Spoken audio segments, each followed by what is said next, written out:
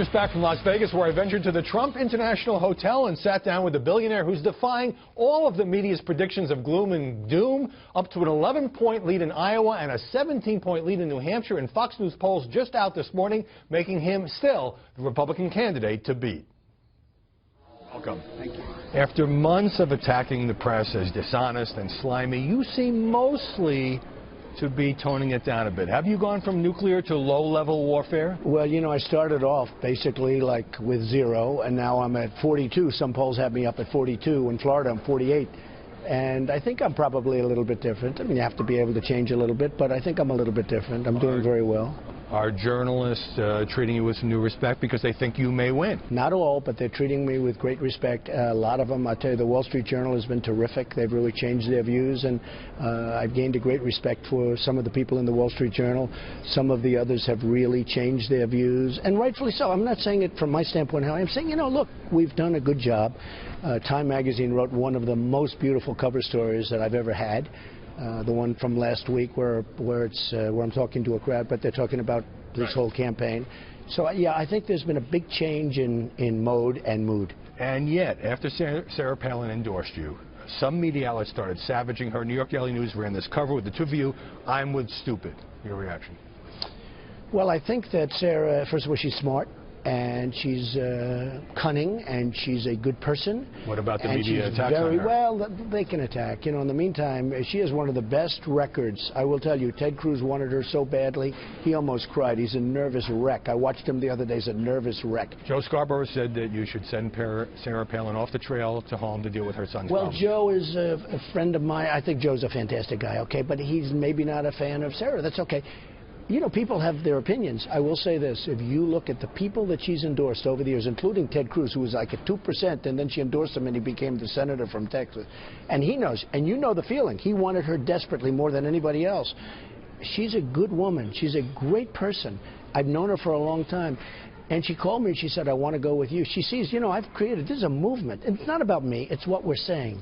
We're like led by people that don't have a clue. We're led by incompetent people. And the voters are getting it. I just left a rally. We're in Las Vegas today, but I just left a rally yesterday in Oklahoma. We had 20,000 people. We had to send away 5,000 people. We had 20,000 people. And I just left one in Nevada where we have thousands and thousands of people. It's really a movement. As we get closer to Iowa and New Hampshire, you've really ratcheted up against Ted Cruz, calling him a nasty guy, saying nobody likes him. Now, I know you say he started it. Well, he is a nasty guy. But he hasn't used that kind of language against you. So is this a strategy? Look, he started it, okay? And it sort of started a little bit during the debate. I said, whoa, whoa, what have we here? And, you know, it's funny. He's a good debater, but he's not a good talker.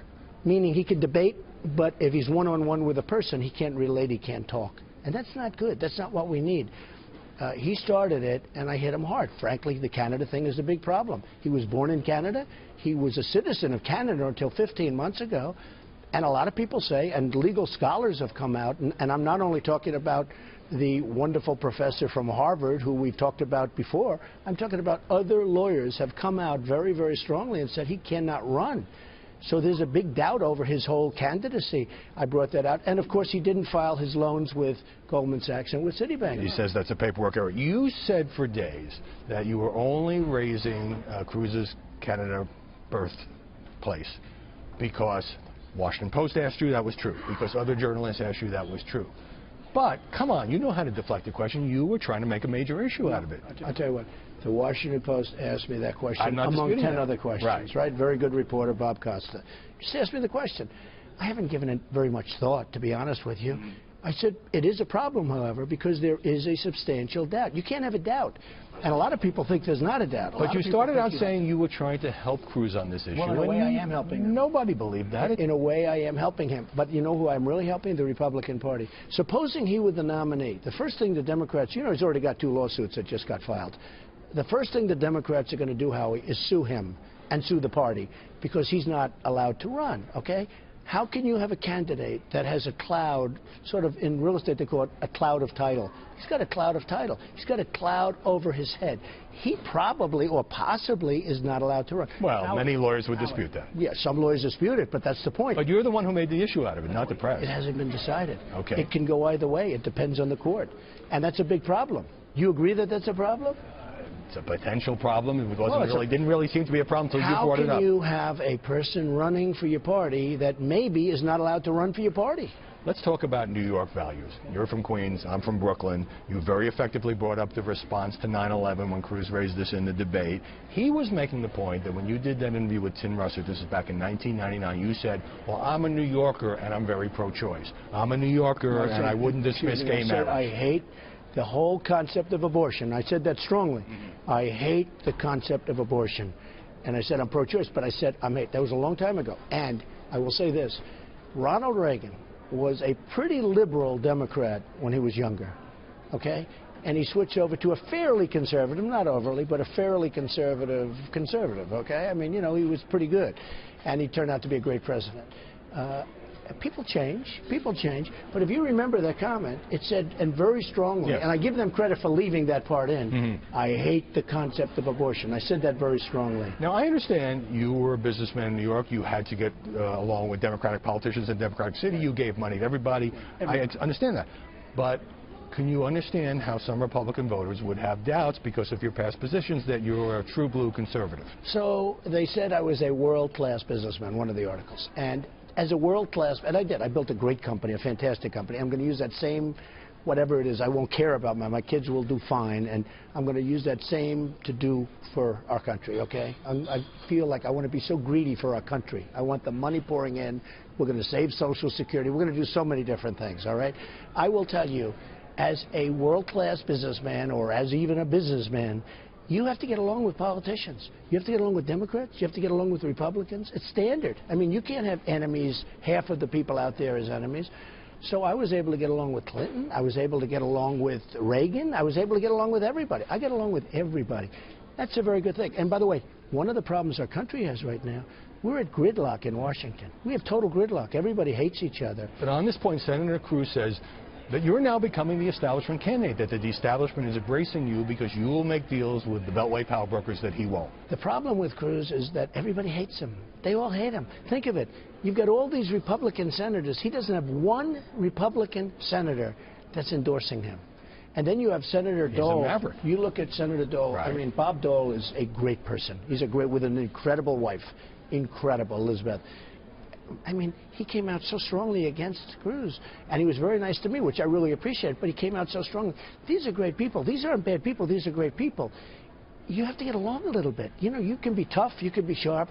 I'm a deal maker. He said Donald Trump's a deal maker.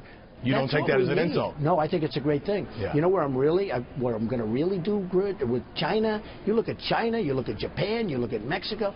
They're killing us. They need a deal maker. A guy like Ted is not a deal maker.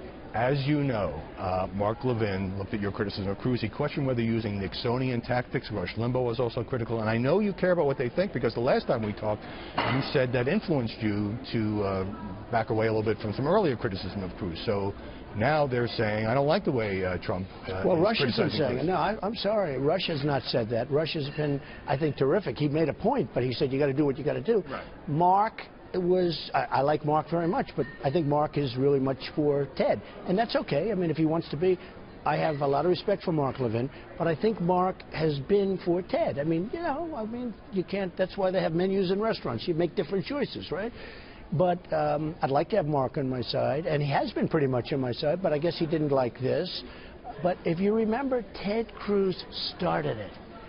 Many of these people, if you look at guys like Lindsey Graham, excuse me, if you look at, that's okay, okay, but I have to hit back. Right. If you look at guys like Lindsey Graham and Perry and all of these guys, they're all gone now. Lindsey Graham hits me all the time. Then he supports Jeb Bush, who has no chance. He's got less chance than you, and you're not running. I'm not running. You would do better than he would. In the last debate that you embraced the mantle of anger. And I understand you're angry about the way things are being run in this country. I don't love it, but I'm angry. Look, Nikki Haley's a wonderful person. People usually like an optimistic candidate. I am an optimistic candidate because I'm going to make things better. Make America great again is a positive thing. It's not a negative thing. You have to view it as a positive. I like Nikki Haley. She likes me. She said I'm a friend of hers. I supported her. She did say in her speech there's a great anger out there. And she said, you know, Trump is part of that anger. But, you know, you go to my rallies. You saw what happened in Oklahoma yesterday. I filled up a stadium. You saw what happened today in Las Vegas. I mean, the ballroom was packed. They were sending away thousands of people, no matter where I go. The people are angry. And it's not the anger that you're thinking. They really want to see our country be great again. So you're They're channeling tired. that anger? Maybe I am. Because I have to be doing something because I feel the same way that they do. So when she said anger, everyone would say, "Oh, I'm not angry." I said, "No, but I am angry. I'm angry at the Iran deal. I'm angry at our trade deals where we lose $500 billion a year with China. I'm angry at our deals with Japan. I'm angry at Mexico where the people pour across the border and we do nothing about it and we have to take care of everybody. I'm angry about all these things. But I'll be very happy very soon if I win because I'll change it." If you are the nominee and you're not just trying to appeal to Republican primary voters, will you tone down your rhetoric a bit? Will you reach out to minorities more? Oh, absolutely. I think I'm going to do great with the African-American minority. You know, if you look at minorities, the African-American poll came out, how was it 25%? No Republican's been above 7 or 8%. I'm going to do great with the African Americans. I think I'm going to do great with the Hispanics. I think I'm going to do great with the Asians. But you said absolutely. Do you mean absolutely you are going to take a little bit different approach well, maybe. as a general election I don't know nominee? if I want to change so much. Look, the African Americans love me because they know I'm going to bring back jobs. Not all Look at what happened. Look at what happened, as an example, with African American youth. 54%, 58%. They don't even know it's so high. They can't get jobs. Look at African-American people in their prime, 30s and 40s and 50s. Look at their unemployment rate. They want jobs. They're going to like me better than they like Obama. The truth is, Obama has done nothing for them. He's African-American. He's done nothing for them. African-Americans are going to like you better than the first African-American president? I think that, relatively speaking, I mean, he does have a slight advantage, in all fairness. But I think, relatively speaking, when I'm finished, I think they will absolutely love Donald Trump. I'm going to bring back jobs. I'm going to create wealth for the country. People are going to partake. We're going to take back jobs from China, from Japan, from Mexico, from all these countries that are ripping us off. And African Americans are going to benefit. And by the way, Hispanics are going to benefit. I have now thousands of Hispanics that work for me. I've had tens of thousands over my lifetime that have worked for me. These are great people. They want jobs. If you are the nominee, will you continue to do so many interviews? Will you go on so many shows? Or will you do what most politicians do and become much less accessible? I think I'm not going to change too much. The formula seems to be working. And frankly, if I can do your show, I mean, I have to do the fair shows because a lot of people aren't fair, and I won't do those shows. But you've always treated me very fairly. And I will do the shows of fair people. I'll give you an example. I think Mitt Romney's a very nice person, but the last month of the campaign, and I have to give Obama credit, President Obama was on Letterman, he was on Jay Leno, he was all over the place. And I'd call up Romney's people, who were not very good, and I'd say, why isn't he campaigning? Why isn't he on television? Obama's on all these shows. And they'd say, oh, he's going to do. The last month, it's like he disappeared. You remember that. That was a big mistake. No, I'm not disappearing. Donald Trump, thanks very much. Thank you very much. In that interview, Trump also criticized Fox's Megyn Kelly, and he's been out there saying now she shouldn't be one of the moderators in this week's Iowa debate. Fox News putting out a statement. Megyn Kelly has no conflict of interest. Donald Trump is just trying to build up the audience for Thursday's debate, for which we thank him. I said she has tough questions. That's her job. Next on